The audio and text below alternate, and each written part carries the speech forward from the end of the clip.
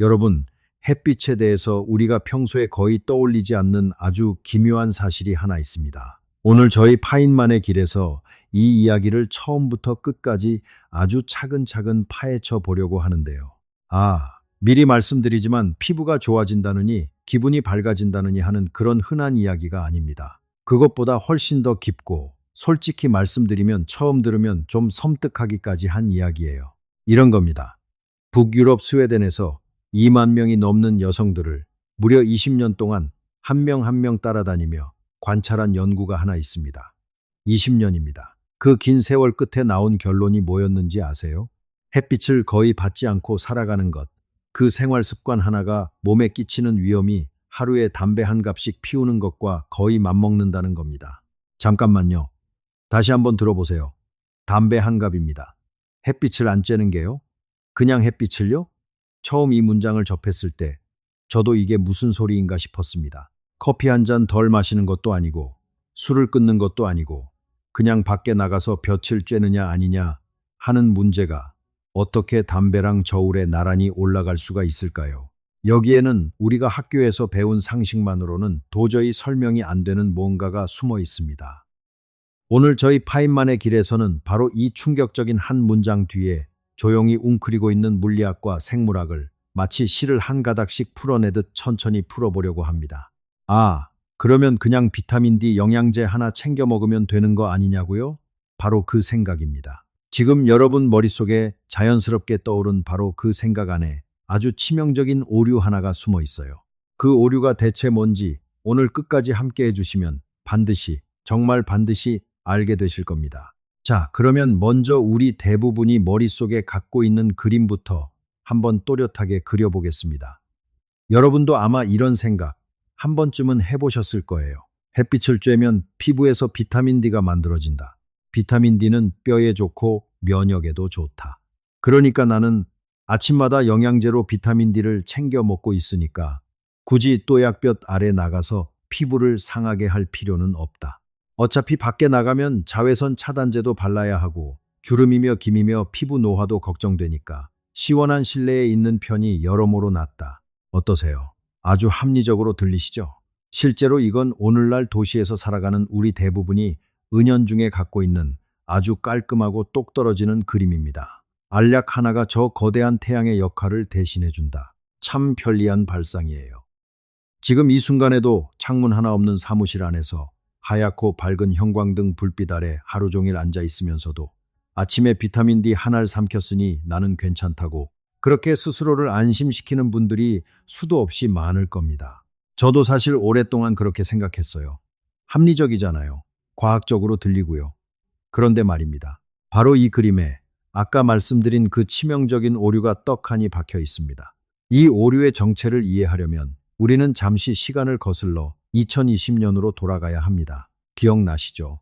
코로나 바이러스가 전 세계를 한꺼번에 집어삼키던 그 무렵입니다. 전 세계 병원의 중환자실을 밤낮 없이 지키던 의사들이 그 아수라장 속에서 아주 이상한 패턴 하나를 발견하기 시작했습니다. 처음에 전문가들의 예측은 지극히 상식적이었어요. 이 바이러스는 폐를 공격하는 병이다. 그러니까 원래 폐가 약한 사람들, 그러니까 천식이나 만성 폐질환을 앓던 사람들이 가장 위험할 것이다.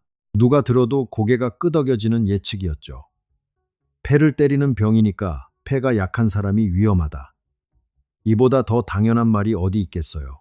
그런데 실제로 중환자실 침대에 하나둘 실려오는 사람들을 가만히 들여다보니까 이게 좀 이상했습니다.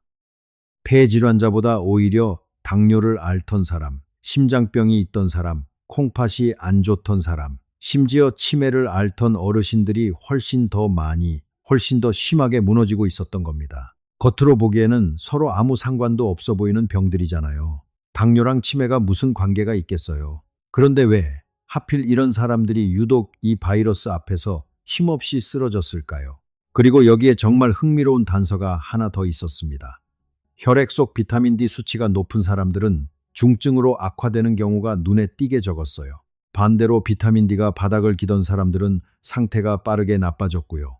자, 그러면 의사들이 어떻게 생각했겠어요? 당연하죠. 비타민 D가 부족해서 그런 거라면 비타민 D를 넣어주면 되겠구나.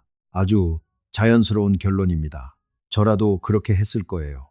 그래서 실제로 해봤습니다. 중증 환자들에게 비타민 D를 보충해줬어요. 그런데 여러분, 놀랍게도 별로 효과가 없었습니다. 기대만큼 극적인 변화가 나타나지 않았어요. 이상하지 않나요? 비타민 D가 낮으면 위험하다면서 정작 비타민 D를 채워 넣으니 왜 잘 안 들을까요? 왜냐고요? 바로 이 질문의 답이 오늘 이야기 전체를 관통하는 심장입니다. 그러니 이 부분은 한번 가만히 곱씹어 보세요. 비타민 D는 사실 원인이 아니라 결과였던 겁니다. 이걸 조금 쉽게 비유해 볼게요. 예를 들어 이런 연구 결과가 있다고 칩시다. 병실 창가 침대에 누운 환자가 복도 쪽 침대 환자보다 더 빨리 퇴원하더라. 자, 그러면 창문이 사람을 낫게 하는 걸까요?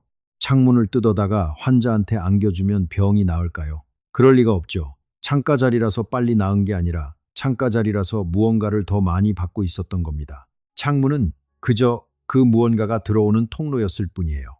비타민 D도 마찬가지였습니다. 비타민 D 수치가 높다는 건 그 사람이 무언가를 충분히 받고 있었다는 신호였을 뿐, 그 자체가 사람을 지켜준 열쇠가 아니었던 거예요. 그렇다면 도대체 그 무언가, 그 진짜 열쇠는 뭘까요?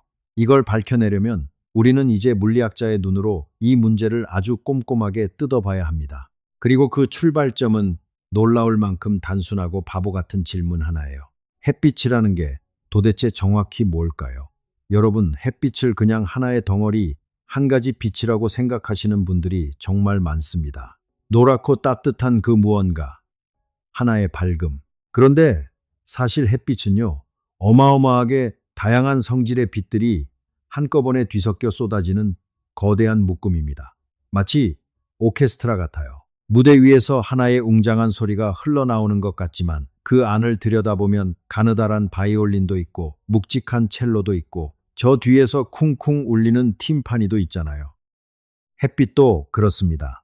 우리 눈에는 그냥 하나의 환한 빛으로 보이지만 그 안에는 성질이 완전히 다른 여러 빛들이 겹겹이 섞여 있어요.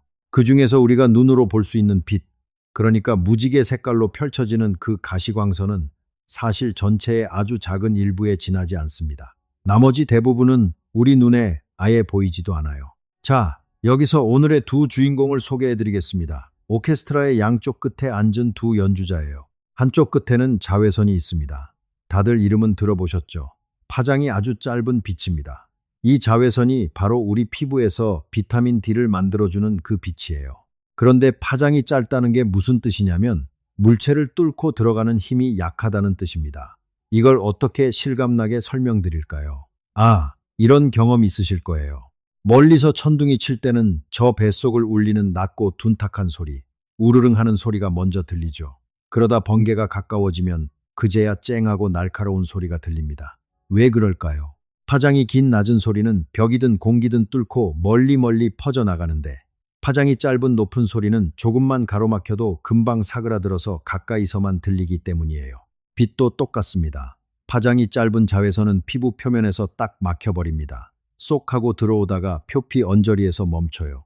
몸속 깊은 곳까지는 절대 도달하지 못합니다. 그래서 자외선의 일은 딱 거기까지예요. 피부 겉에서 비타민 D를 만들어주고 동시에 너무 강하면 피부를 상하게 하는 것. 거기까지가 자외선의 세계입니다. 그런데 오케스트라의 반대편 끝에 파장이 아주 긴 빛이 하나 앉아 있습니다. 바로 적외선입니다. 이 적외선은 우리 눈에는 전혀 보이지 않아요. 하지만 여러분, 이건 한번 직접 느껴보실 수 있습니다. 맑은 날 밖에 나가서 눈을 스르륵 감아보세요. 그러면 어느 쪽에 태양이 있는지 신기하게도 느껴지죠? 옷을 입고 있어도 살대에 와닿는 그 따끈한 기운으로 방향을 알 수 있어요. 바로 그 느낌. 옷을 뚫고 피부를 뚫고 몸속으로 파고드는 그 따뜻함. 그게 바로 적외선입니다. 이 빛은 자외선과는 차원이 다릅니다. 옷을 통과하고 피부를 통과하고 우리 몸속 조직 깊숙한 곳까지 어떤 연구들에 따르면 손가락 몇 마디 두께, 그러니까 상당히 깊은 곳까지 뚫고 들어갈 수 있어요. 그리고 바로 여기가 오늘 이야기에서 가장 중요한 갈림길입니다. 명심하세요.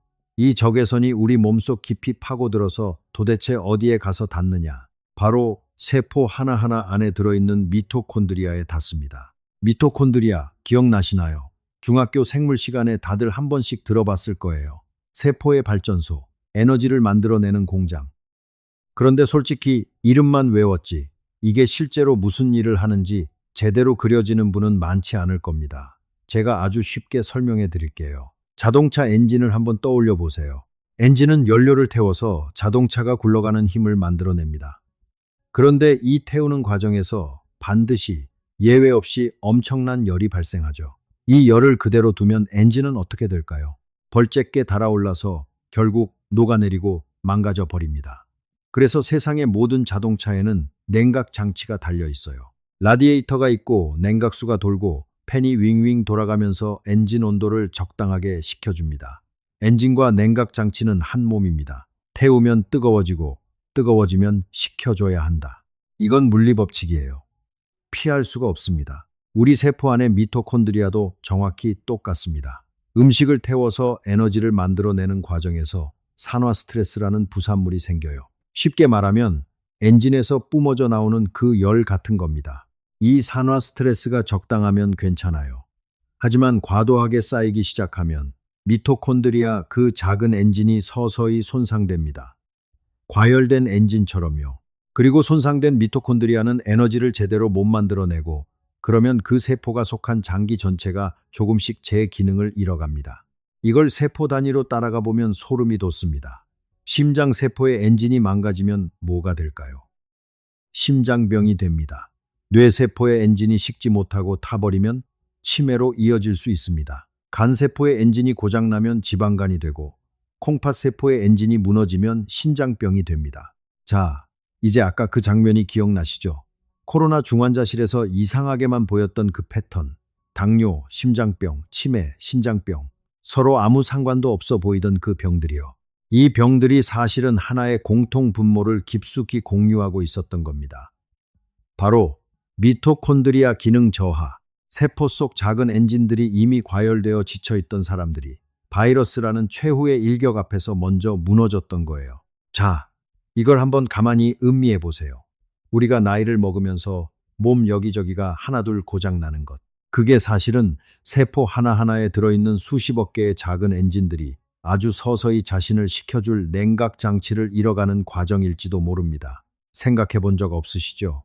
노화라는 게 어쩌면 몸속 발전소들이 하나둘 과열되어 꺼져가는 풍경일 수도 있다는 겁니다. 자, 그렇다면 여기서 아주 자연스럽게 한층 더 깊은 질문 하나가 머리를 스치게 됩니다.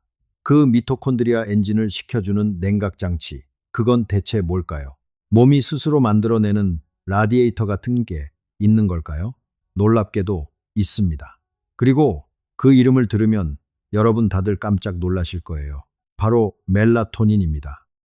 잠깐만요. 멜라토닌이라고 하면 다들 뭐가 떠오르세요? 수면 영양제죠? 밤에 잠이 안 올 때 챙겨 먹는 그거.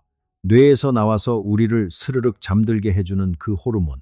맞습니다. 그런데 여러분, 우리가 알고 있던 그 멜라토닌은 사실 빙산의 아주 작은 꼭대기였을 뿐입니다. 물 밑에 잠겨있던 진짜 거대한 몸통이 따로 있었어요. 우리 몸의 거의 모든 세포, 그러니까 약 37조 개에 달하는 그 어마어마한 세포들이 각자 자기 안의 미토콘드리아에서 스스로 멜라토닌을 만들어내고 있다는 사실이 밝혀지고 있습니다. 이건 뇌에서 만들어져 혈관을 타고 온몸을 도는 그 멜라토닌과는 완전히 달라요. 혈액으로 나가 돌아다니지도 않습니다. 그저 그 세포 안에서만 조용히 자기 자리를 지키며 엔진을 식혀주는 역할을 해요. 강력한 항산화 물질로서 산화 스트레스라는 그 뜨거운 열기를 붙잡아주는 겁니다. 그리고 여기가 핵심이에요. 이 세포 속 멜라토닌 생산을 촉진하는 방아쇠가 바로 적외선입니다. 자, 이제 흩어져 있던 조각들을 한자리에 모아볼게요. 태양에서 쏟아진 적외선이 옷과 피부를 뚫고 몸속 깊이 들어옵니다. 세포 속 미토콘드리아에 가서 닿아요. 그러면 미토콘드리아가 멜라토닌을 더 많이 만들어냅니다. 이 멜라토닌이 산화 스트레스를 붙잡아줍니다. 엔진이 과열되지 않아요. 세포가 제 기능을 씩씩하게 유지합니다. 그러면 비타민 D는 이 그림에서 뭐였을까요? 그냥 곁다리, 부산물이었던 겁니다. 자외선이 쨍쨍한 날에는 비타민 D도 많이 만들어지지만 동시에 그런 날에는 적외선도 듬뿍 받게 되니까 두 수치가 나란히 손잡고 올라갔을 뿐이에요. 코로나 중환자실에서 비타민 D 높은 사람들이 잘 버텼던 건 사실 그 사람들이 밖에 자주 나가서 적외선을 충분히 쬐고 있었기 때문이었던 겁니다. 비타민 D는 그 사람이 햇볕 속에서 살고 있다는 걸 알려주는 영수증 같은 거였어요. 영수증만 위조해서 손에 쥐어준다고 그 사람이 진짜 물건을 산 게 되지는 않잖아요. 그래서 알약만 삼켜서는 별 효과가 없었던 겁니다. 이건 정말이지 너무나도 기묘한 의미를 품고 있습니다. 자, 여기서 또 한층 더 깊이 내려가 볼까요? 그렇다면 지금 우리는 이 소중한 적외선을 대체 얼마나 받으면서 살고 있을까요? 한번 아주 솔직하게 떠올려 보세요. 아침에 눈을 뜨면 지하철에 몸을 싣고 회사로 가죠. 하루 종일 사무실 형광등 아래 앉아 있다가 퇴근할 때쯤이면 이미 해는 뉘엿뉘엿 넘어가 있고 집에 돌아와서는 소파에 파묻혀 넷플릭스를 봅니다. 주말이라고 다를까요? 쇼핑몰이나 카페에서 시간을 보내죠. 자, 하루 중에 진짜 하늘 아래, 태양 아래 서 있는 시간이 대체 몇 분이나 될까요? 여러 나라의 연구를 보면 현대인이 실내에서 보내는 시간이 전체의 92, 93%에 달한다고 합니다. 거의 9할이 넘는 시간을 우리는 지붕 아래에서 보내고 있다는 거예요. 인류 역사상 이런 종족은 한 번도 없었습니다. 우리 조상들은 들에서, 강가에서, 나무 그늘 아래에서 하루 대부분을 보냈으니까요. 그런데 문제가 하나 더 있습니다. 우리가 실내에서 쬐는 그 빛, LED 조명 말이에요. 이게 참 얇겠습니다. 예전에 쓰던 백열전구, 그 노랗고 따끈하던 전구는 사실 아주 넓은 범위의 빛을 뿜어냈어요. 자외선부터 가시광선을 지나 적외선까지 골고루요. 전기는 많이 잡아먹었지만 우리 몸에는 오히려 훨씬 친숙한 빛이었습니다. 생각해보면 촛불을 켜도, 모닥불을 피워도, 등잔불을 밝혀도 인류는 늘 적외선이 넉넉히 섞인 넓은 빛 속에서 밤을 보냈으니까요. 불이라는 건 원래 따뜻한 거잖아요. 그런데 현대의 LED 조명은 전기를 아끼려고 빛의 폭을 극도로 좁혀버렸습니다. 우리 눈에 보이는 밝은 빛만 딱 짜내서 만드는 거예요. 효율은 기가 막히게 좋죠. 그런데 그 말인즉슨 적외선이 거의 없다는 뜻입니다. 지금 여러분 머리 위 사무실 천장에서 쏟아지는 그 하얗고 눈부신 빛 속에는 세포의 냉각 장치를 켜줄 적외선이 거의 담겨 있지 않아요.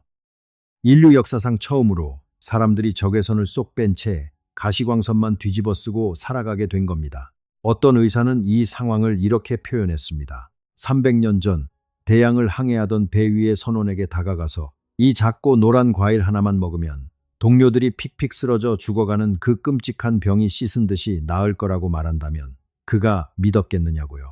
당연히 코웃음 쳤겠죠. 과일 따위가 무슨. 그런데 그게 사실이었습니다. 비타민C가 부족해서 생기는 병, 괴혈병이었으니까요. 작은 레몬 한 조각이 목숨을 살렸던 겁니다. 오늘날 적외선의 결핍은 어쩌면 21세기판 괴혈병일지도 모릅니다. 우리가 아직 그 이름조차 제대로 붙이지 못한 조용한 결핍이요. 자, 바로 여기서부터 이야기가 진짜로 기묘해집니다. 지금까지 드린 이야기를 그냥 그럴듯한 이론쯤으로만 흘려들으시면 안 됩니다. 왜냐하면 이미 실제 병실에서 이 원리를 눈앞에서 목격한 사례들이 있거든요. 그중 하나가 정말이지 오래 마음에 남는 이야기인데 잠깐 숨을 고르고 들어보세요. 미국의 한 병원에 15살 소년이 입원합니다. 혈액암 진단을 받고 항암 치료를 시작했어요. 그런데 치료 과정에서 면역력이 뚝 떨어진 그 틈을 타서 곰팡이균이 몸속으로 파고든 겁니다. 상황은 무섭게 나빠졌어요. 감염을 잡으려면 결국 한쪽 폐를 통째로 드러내는 수밖에 없었습니다. 15살 아이의 폐 한쪽을요. 그런데 폐를 드러낸 뒤에도 감염은 멈추지 않았습니다. 이번엔 남은 반대쪽 폐로 슬금슬금 번져가고 있었어요. 검사를 해보니 남은 폐마저 감염으로 가득 차 있었습니다. 의사들은 결국 가족을 불러 모아 앉혔습니다. 할 수 있는 건 다 해봤습니다. 이제 남은 시간은 이틀 정도입니다. 그렇게 말할 수밖에 없는 순간이 온 거예요. 의료진이 소년에게 물었습니다. 남은 이틀 동안 뭘 하고 싶니? 15살 아이의 대답은 아주 단순했습니다. 밖에 나가고 싶어요. 그게 전부였습니다. 거창한 것도 아니고 특별한 것도 아니고 그냥 밖에 나가고 싶다고 했어요. 의료진은 산소 탱크를 연결하고 인공호흡 장치를 단 채로 침대째로 소년을 밖으로 옮겼습니다. 아마 그 자리에 있던 간호사도 호흡기 치료사도 다들 마음속으로는 이게 이 아이의 마지막 소원을 들어주는 시간이라고 생각했을 거예요. 마지막 햇볕을 쬐게 해주자. 그런 마음이었겠죠. 그런데 뭔가가 달라지기 시작했습니다. 바깥에서 시간을 보낸 첫날, 감염의 정도를 알려주는 수치가 스르륵 내려가기 시작했어요. 둘째 날에도 계속 내려갔습니다. 이상하잖아요. 바꾼 게 아무것도 없는데. 다섯째 날이 되자 소녀는 인공호흡기를 떼고 코에 작은 산소줄만 꽂은 채 앉아 있었습니다. 반신반의하던 의사들이 다시 검사를 해봤어요. 남은 폐를 가득 채우고 있던 감염이 상당 부분 사라져 있었습니다. 여기서 정말 중요한 대목이에요. 치료를 바꾼 게 하나도 없었습니다. 쓰던 약을 똑같이 쓰고 있었어요. 그것도 앞선 몇 주 동안은 그 약을 써도 상태가 나빠지기만 했는데 밖에 나간 뒤로는 그렇게 빠른 속도로 돌아서기 시작한 겁니다. 소녀는 결국 퇴원했습니다. 자, 처음 이 이야기를 들으면 이게 무슨 소리야? 그냥 기적 아니야 하실 수도 있겠지만 조금만 차분하게 뜯어보시죠. 몇 주 내내 어둑한 병실에 누워있던 소년의 세포들을 떠올려 보세요. 창문도 커튼도 닫힌 방 안에서 그 안에 미토콘드리아 엔진들은 적외선을 단 한 줄기도 받지 못하고 있었습니다. 냉각 장치가 꺼진 채로 감염과 싸우고 있었던 거예요. 라디에이터 없이 사막을 달리는 엔진처럼요. 그러다 처음으로 밖에 나간 그 순간 태양의 적외선이 몸속 깊이 파고 들어왔습니다. 식어있던 미토콘드리아의 냉각 장치가 다시 스르륵 돌아가기 시작했을지도 모릅니다. 그러자 면역세포들이 비로소 제 힘을 내기 시작한 거죠. 자, 여기서 제가 반드시 짚고 넘어가야 할 게 있습니다. 물론 이건 단 한 명의 사례입니다. 이 하나만 가지고 햇빛이 암을 이긴다. 이렇게 단정 지어버리면 그건 과학이 아니라 미신이에요. 파인만이 늘 경계하던 태도죠. 한번 그렇게 보였다고 해서 그게 법칙이 되는 건 아니다. 저도 그 선을 넘고 싶지 않습니다. 다만 이 이야기가 흥미로운 건 이게 외따로 떨어진 우연으로만 서 있지 않기 때문입니다. 훨씬 더 큰 그림 안에 하나의 점으로 놓고 보면 이야기가 완전히 달라져요. 자, 이 이야기는 우리를 훨씬 더 깊고 단단한 진실로 데려갑니다. 처음에 잠깐 언급하고 미뤄뒀던 그 스웨덴 연구를 이제 제대로 들여다볼 시간이 됐습니다. 이 연구는 규모가 어마어마합니다. 스웨덴에서 2만 명에서 3만 명에 가까운 여성들을 뽑아서 햇빛을 얼마나 쬐며 사는지에 따라 세 무리로 나눴어요.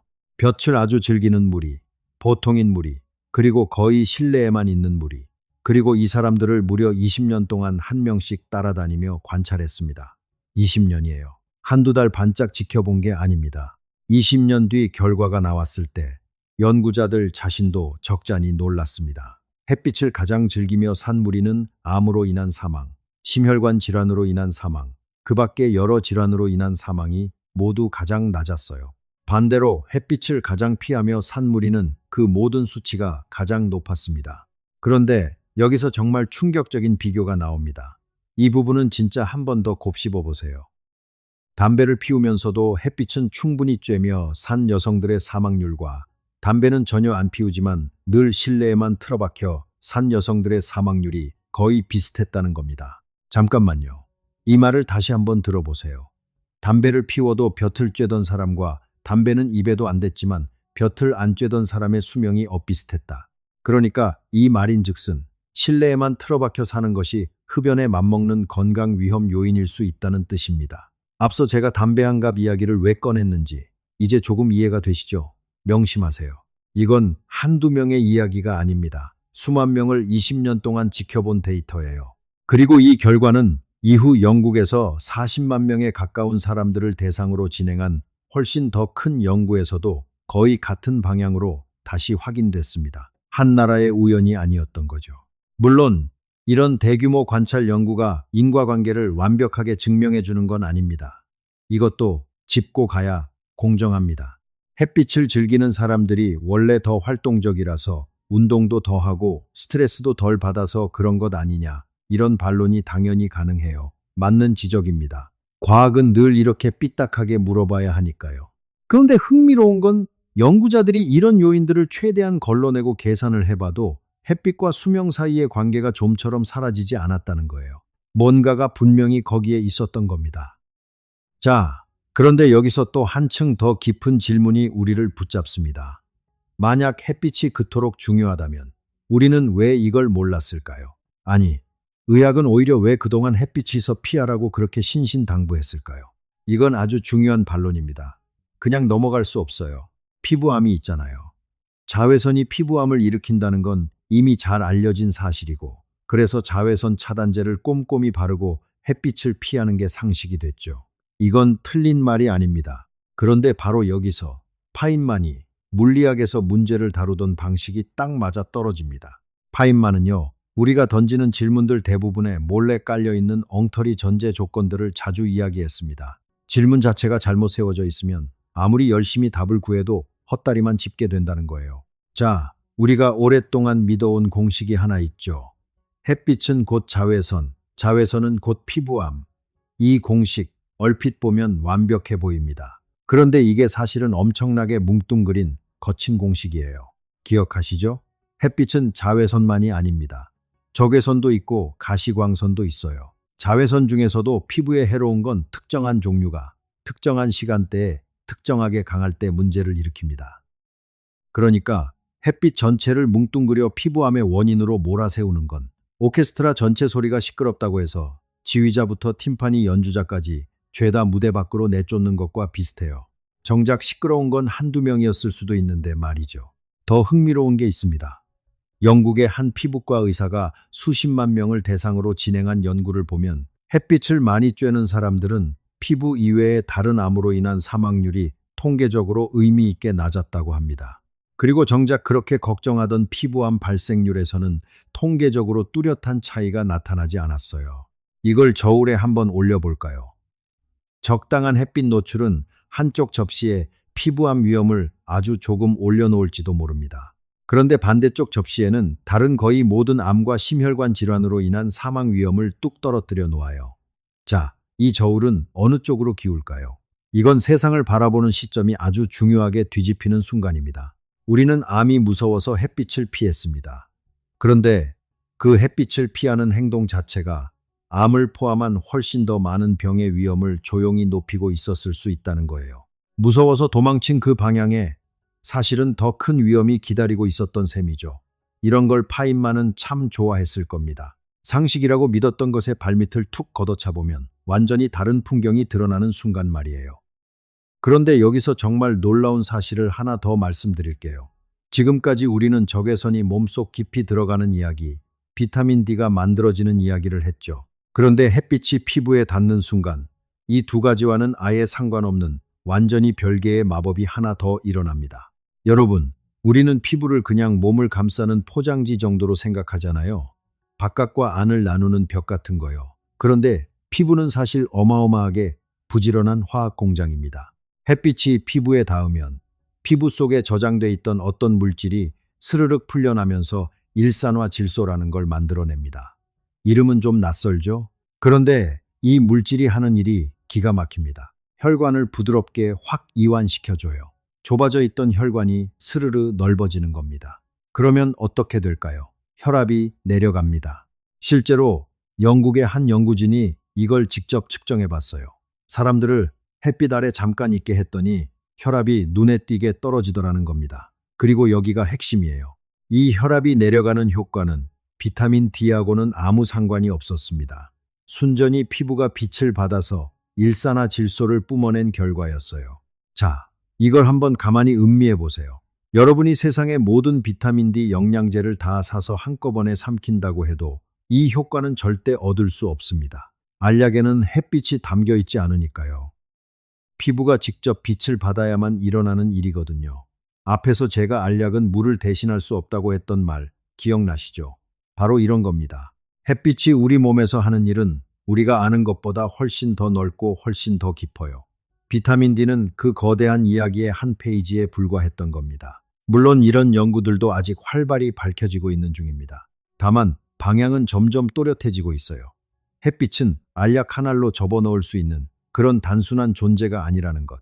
그리고 이건 나이 든 사람들만의 이야기가 결코 아닙니다.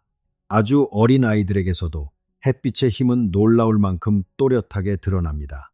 여러분, 요즘 안경 쓴 아이들 정말 많죠? 초등학교 교실에 들어가 보면 절반 넘는 아이들이 안경을 걸치고 있는 경우도 흔합니다.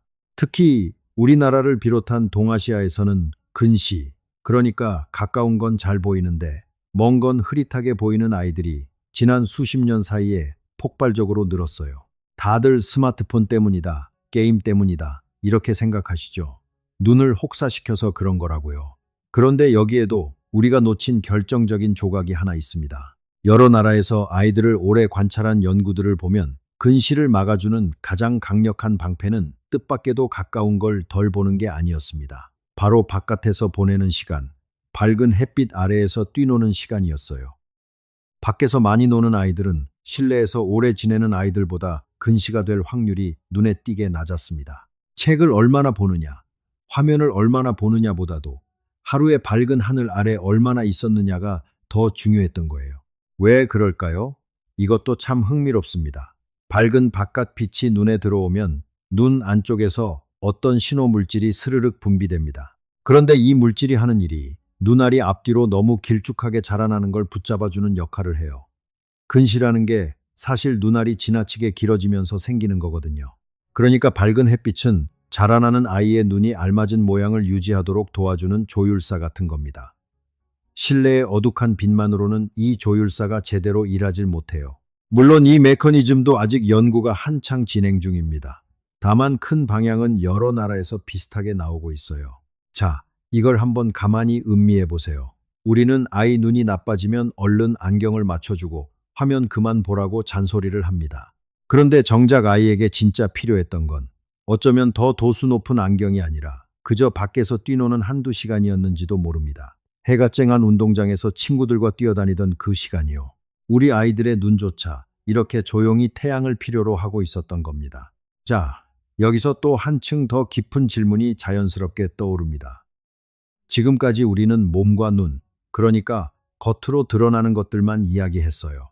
심장, 혈관, 면역, 세포 속 엔진, 그리고 아이들의 눈까지요. 그런데 눈에 보이지 않는 것, 우리 마음은 어떨까요?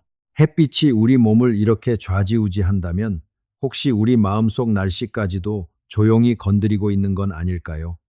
한번 떠올려 보세요. 유난히 흐리고 비 내리는 날, 왠지 모르게 축 처지고 마음이 가라앉는 경험 다들 있으시죠?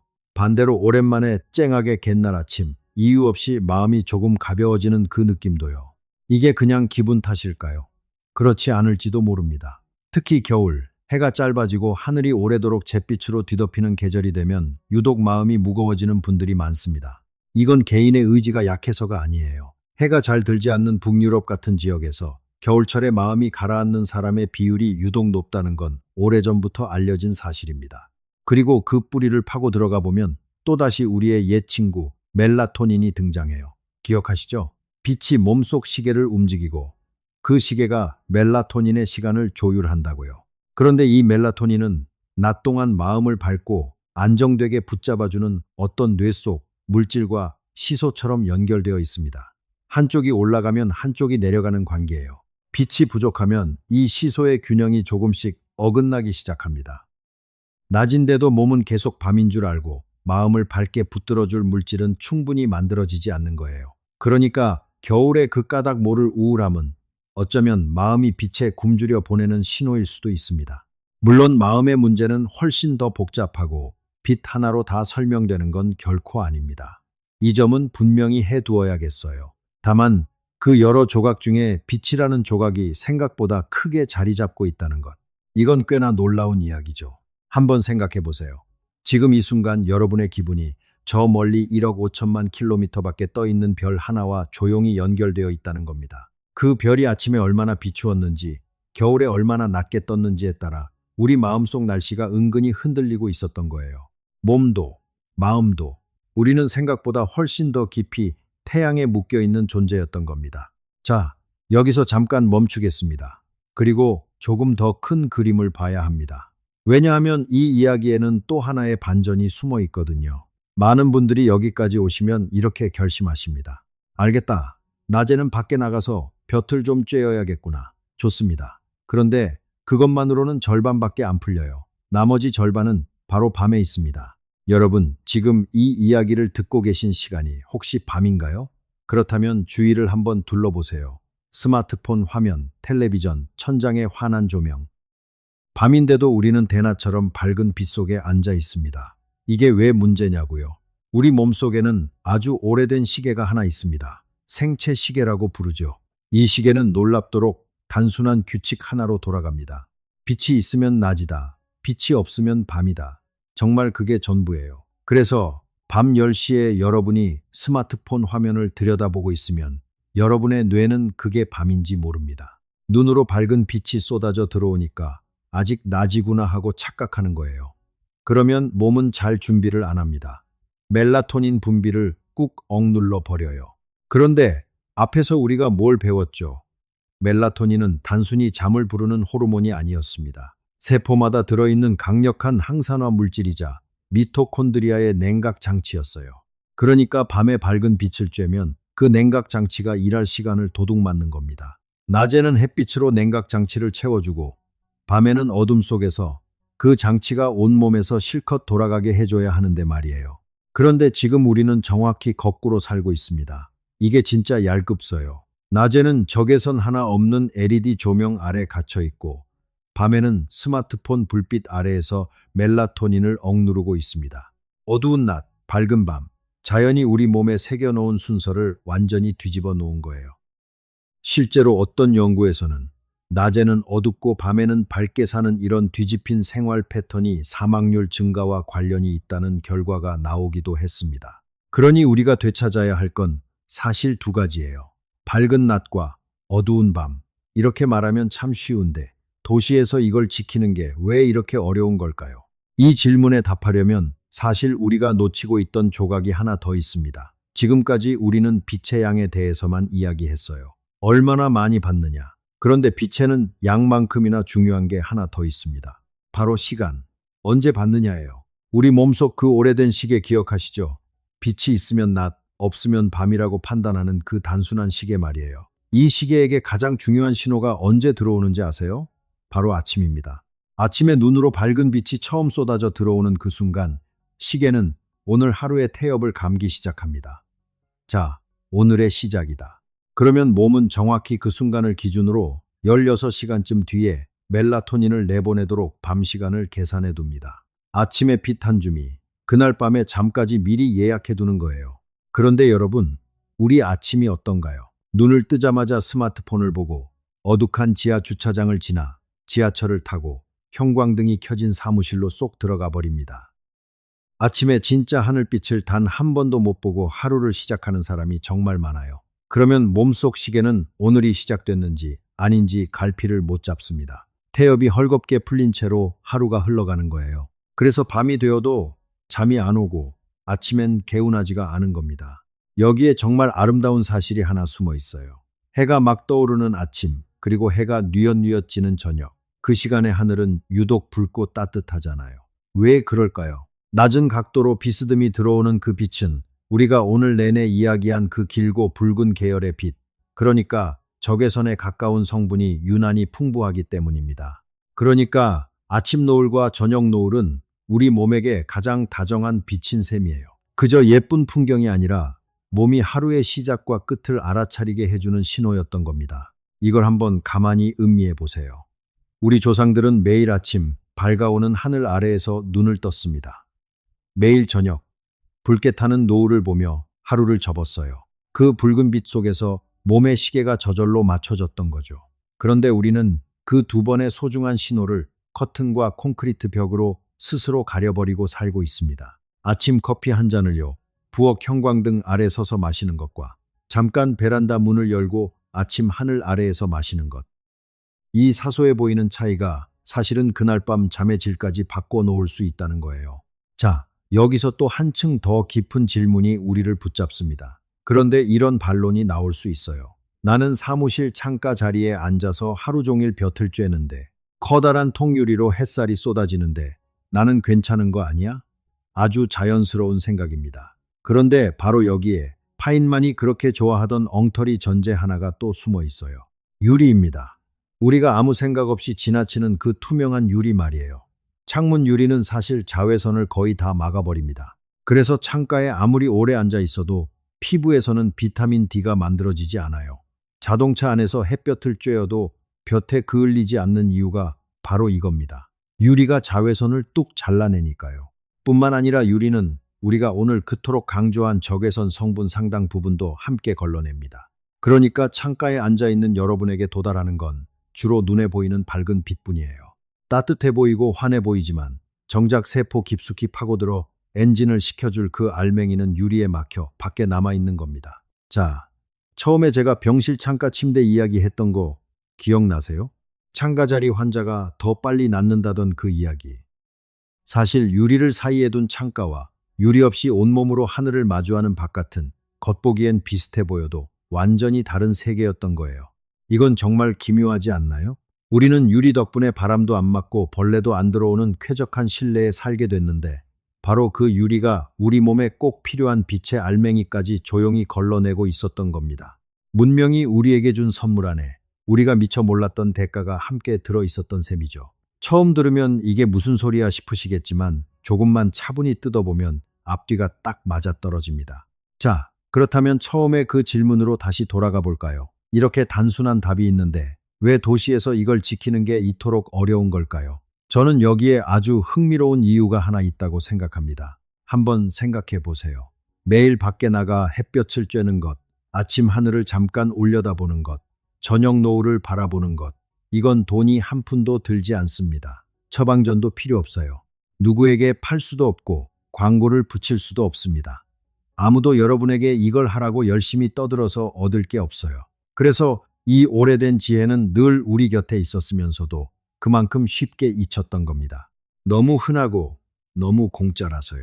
앞에서 나온 그 레몬 이야기가 다시 떠오르지 않나요? 값싼 과일 한 조각이 목숨을 살린다는 사실을 사람들은 오랫동안 믿지 않았습니다. 너무 단순해서요. 사람들은 대개 목숨을 살리는 답이라면 뭔가 대단하고 복잡하고 값비싼 것이어야 한다고 믿거든요. 파인만은 바로 이런 우리의 습성을 자주 꼬집었습니다. 진실은 종종 우리가 기대하는 것보다 훨씬 더 단순한데 우리는 그 단순함을 오히려 의심한다는 것.